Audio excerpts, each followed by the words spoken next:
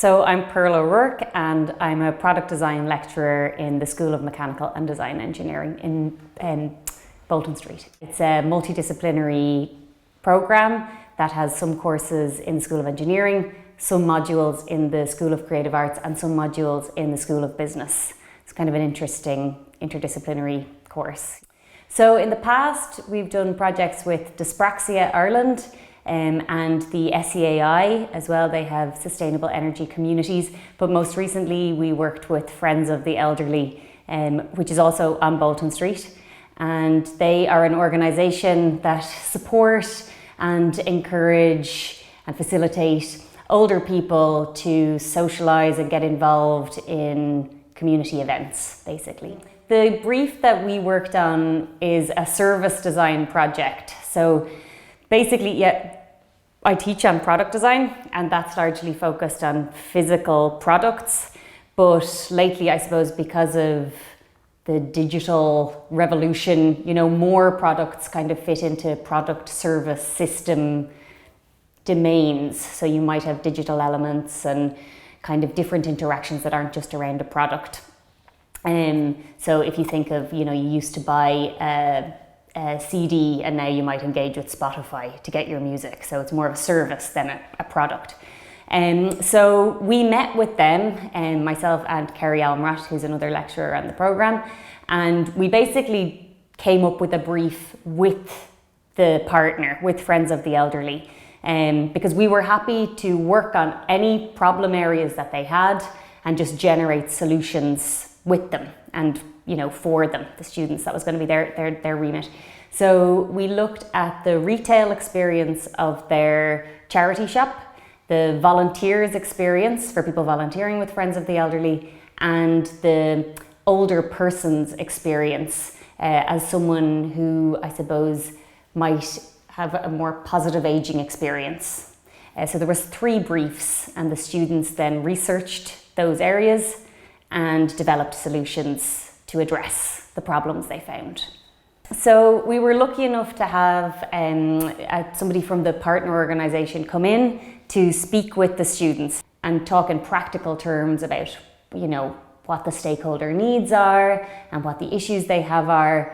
I think the students all took notes, really participated in that activity, asked loads of questions, and sort of used that as a jumping off point then to develop their research plans. And then it depended on the brief. So the teams that were working on the retail experience did some store visits in Friends of the Elderly in their charity shop, talked to people who were working there and volunteering there, and got their feedback and input. The people who were doing the project on positive aging engaged with older people that they knew. So people in their own, I suppose, network or sphere. They might have had conversations with grandparents or relatives or grandparents' friends. And again, kind of dug deep into actually what's life like as you're getting older, in your community. And then they did a design process. Basically, they undertook other research and benchmarking and maybe watching documentaries and things like that. And then they went through a design process to conceptualize solutions and develop final proposals for the organisation. So we had a whole load of different interventions that the students detailed. Like, one of the issues that the partner organisation had was getting more older men in to use the service. And we had one team detail a haircut on a pint night, to, I suppose, engage that group that weren't currently engaging. And there was some kind of design interventions around how that would work. It's kind of a mindset shift that happens when students do projects like this. I think, we had a chat at the end, kind of just to reflect on the project, and a lot of them said just because it felt so real that it was more meaningful. It felt like their work actually mattered, not just to them for grades, but actually to people who might need their help. Other skills, I suppose, then just definitely communication and liaison with a client you know, really defining briefs, listening to what the client needs and then developing a brief for themselves. That's a skill that they'll always be practicing, but again, when it's rooted in this real project, it's a sort of a different skill set, or a kind of a higher level of thinking that they need to put into it. It's really enjoyable to see the enthusiasm that they have for projects like this. And again, it is because it's a real project, they're engaging with real people, and there's kind of a purpose to their project output, to their deliverables. It's not that it's extra work, it's just that it's a fresh project each time. And again, it's kind of enjoyable as a lecturer to bring someone from the outside in and just open up the classroom a little bit, I guess. Yeah, and I think it probably, you put a little bit more focus on getting students really to think about how they're communicating their work, because the audience is different.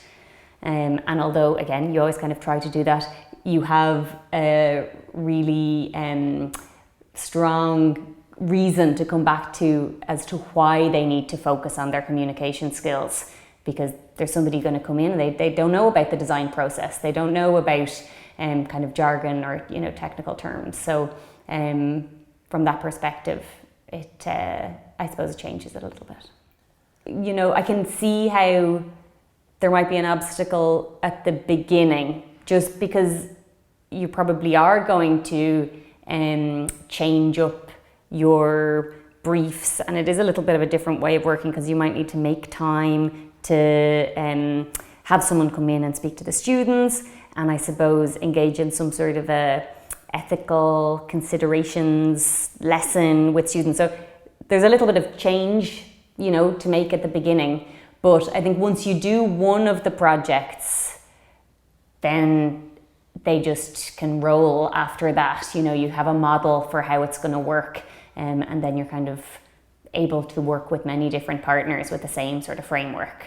So yeah, I think I can see how there might be a little bit of a fear or an apparent obstacle, but it's actually, once you start engaging with the Students Learning with Communities group, it's pretty quick. You know, there's maybe 2 steps and you're in. So yeah, it's just try one and you'll probably just do more then. Yeah, I think like the most enjoyable or satisfying part of it for you as a lecturer is to get the feedback from the students that they enjoyed it, and that it feels like a very different kind of project, a very different kind of experience. And I think, you know, it's just a easy way really to bring in that external, meaningful, real live project element into your module. You know, it's the system is set up, so yeah, just give it a go.